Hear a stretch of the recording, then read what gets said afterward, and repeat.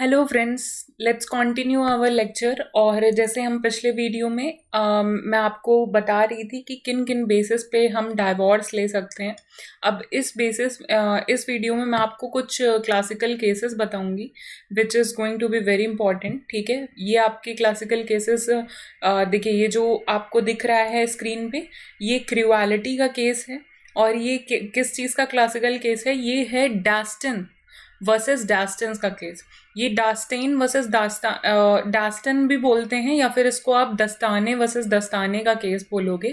ठीक है, ये बहुत फेमस केस है और इसमें एक डिसर्शन वर्ड की बात करी गई है।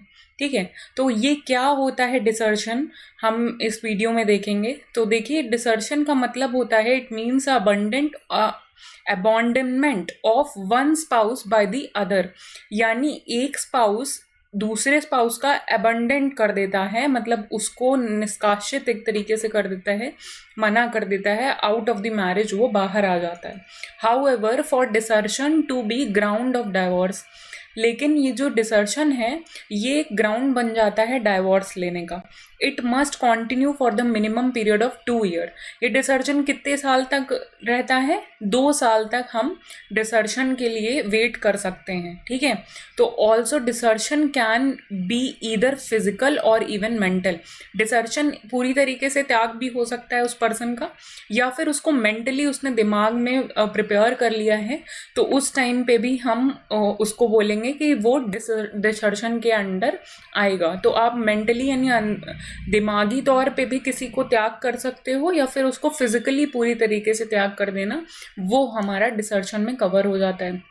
अगर टेस्ट की बात करें, the test is not that the parties must be living separately, rather the real test is that one spouse has abandoned the other mentally. देखिए, इसका मतलब क्या है कि ये टेस्ट क्या पास करता है कि कोई ज़रूरी नहीं है कि वो हमेशा सेपरेटली रहें, दूर दूर रहें, बल्कि ज़रूरी ये है कि वो जो पर्सन है वो एक दूसरे को दिमागी तौर पे त्याग देंगे एक दूसरे को, तो वो हमारा हो जाएगा डिसर्शन के अंडर कवर।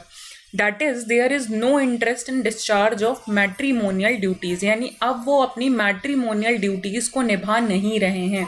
ठीक है, there is no conjugal affection, कोई कॉन्जुगल अफेक्शन नहीं है। कॉन्जुगल अफेक्शन का मतलब क्या होता है? Marriage related. अभी मैंने अपने पिछले वीडियो में भी कॉन्जुगल राइट्स को कवर किया था। What are conjugal rights? तो जो भी मैरिज से रिलेटेड राइट्स होते हैं वो हमारे कॉन्जुगल राइट्स होते हैं, और यहाँ पे किसी भी प्रकार का कॉन्जुगल अफेक्शन नहीं है। ठीक है, लेफ्ट बिटवीन द पार्टी, यानी पार्टीज में अब किसी भी तरीके का मैट्रीमोनियल रिलेशन नहीं रह गया है। ठीक है, this would amount to desertion. तो इसका क्या होगा? ये अब कहलाएगा हमारा desertion. Even if the parties are living under the same roof, अगर पार्टीज एक ही छत के नीचे भी रह रही हैं, लेकिन अगर वो मेंटली प्रिपेयर्ड हैं that they dessert one another, तो उस टाइम पे भी डिसर्शन लागू हो जाएगा। यानी यहाँ पे हमारा मेंटली प्रिपेयर्डनेस ज़्यादा मैटर करती है। ठीक है, जो पार्टी है वो मेंटली ज़्यादा प्रिपेयर्ड होती है, then we can say that कि वो पर्टिकुलर केस डिसर्शन के अंडर रजिस्टर किया जाएगा।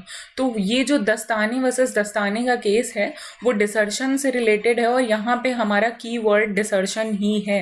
ओके, तो कभी आपके एग्जाम में दस्ताने वर्सेस दस्ताने केस आता है और आपसे पूछा जाता है कि what do you mean by this case, या फिर 4 ऑप्शन में आपको रेफर कर देगा कि ये किससे रिलेटेड है, तो ये डिसर्शन से पर्टिकुलर की वर्ड है उससे रिलेटेड हो जाएगा। फिर नेक्स्ट हम बात करते हैं कन्वर्जन। तो कन्वर्जन क्या होता है? आप जैसे कि जानते होंगे, आपके करंट अफेयर में भी बहुत चलता रहता है एंटी कन्वर्जन लॉ, है ना। यूपी गवर्नमेंट ने भी पास किया एंटी कन्वर्जन लॉ, यानी जब एक हम रिलीजन से दूसरे रिलीजन में कन्वर्ट करवा रहे होते हैं पर्टिकुलर पर्सन को, ठीक है, तो वो होता है कन्वर्जन। अब ये कन्वर्जन आपका 2 तरीके से हो सकता है, या तो आप उसके मन से उसको कन्वर्ट करवा रहे हो, वो चाह रहा है, यानी वॉलंटरी बेसिस पे हो रहा है कन्वर्जन, ठीक है, या फिर आप उसको टॉर्चर कर रहे हो, यानी फोर्सफुली कन्वर्जन करवा रहे हो।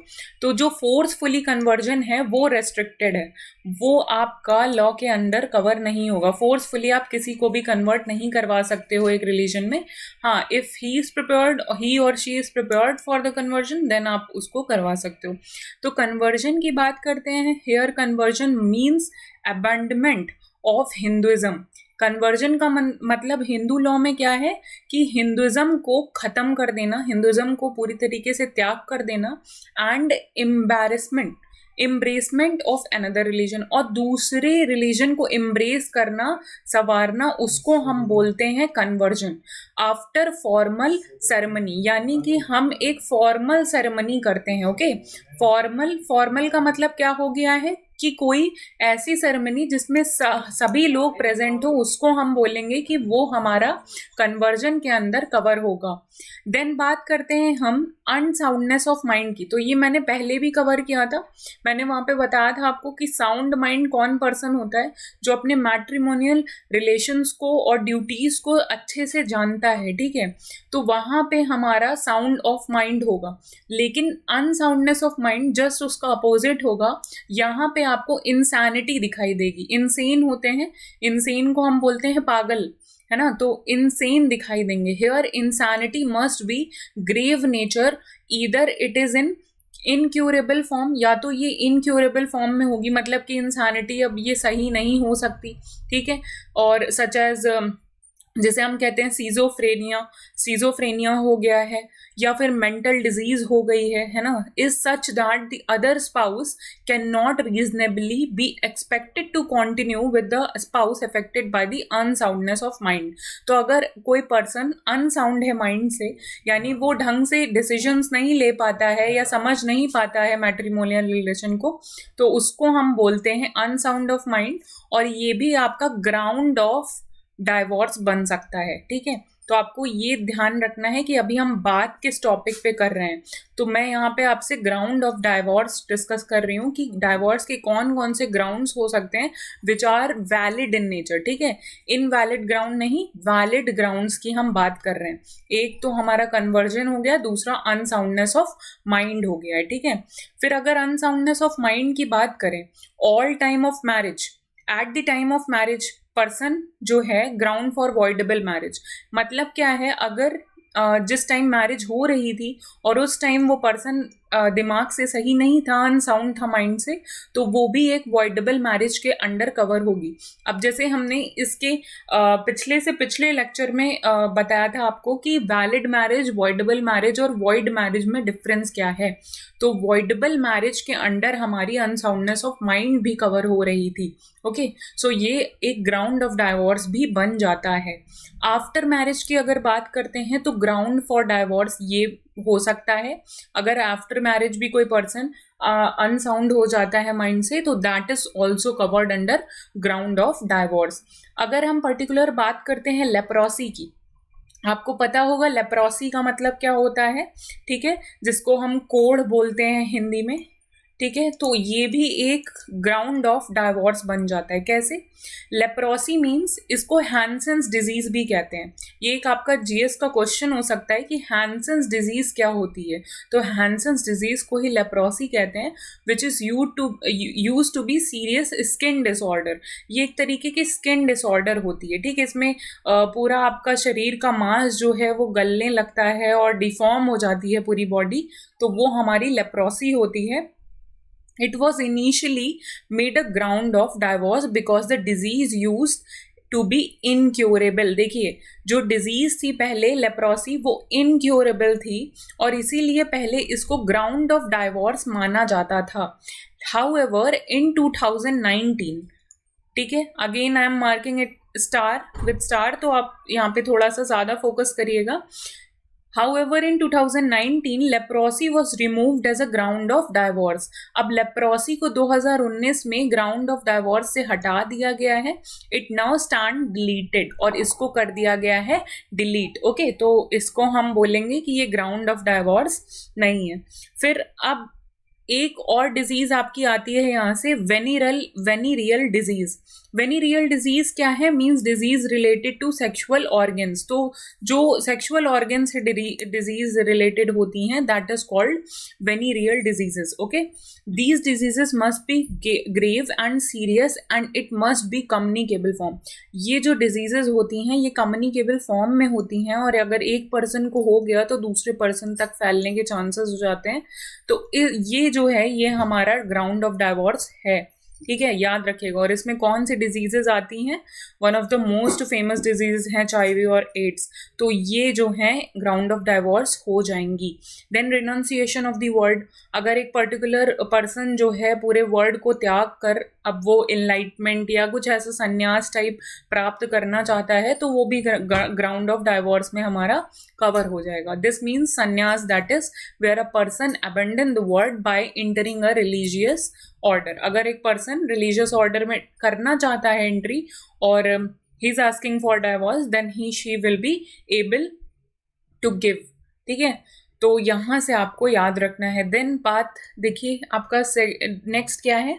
Spouse not heard of for 7 years। अब ये क्या बात होती है? This refers to the case where a spouse is missing for 7 year। अगर एक पर्टिकुलर पर्सन है वो 7 साल से मिसिंग है, ठीक है, या उससे भी ज़्यादा साल से मिसिंग है, तो नथिंग हैज़ बीन हर्ड और उसके बारे में कुछ भी सुनने को नहीं आया है अबाउट हिम या हर, तो ये भी आपका डाइवोर्स के अंडर कवर होगा।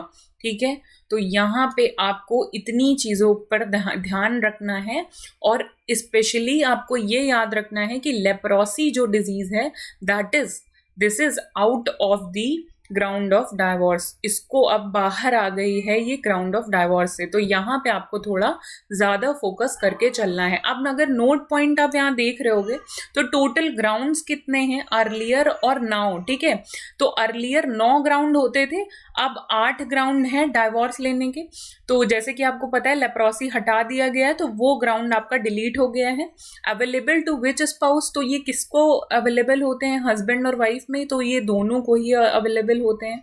Available to which party?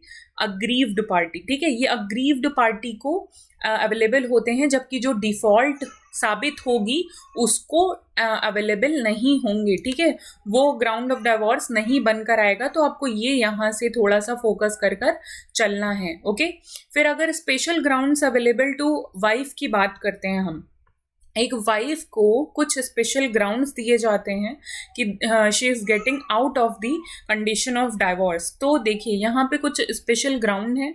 Special ground of divorce have been granted to the wife.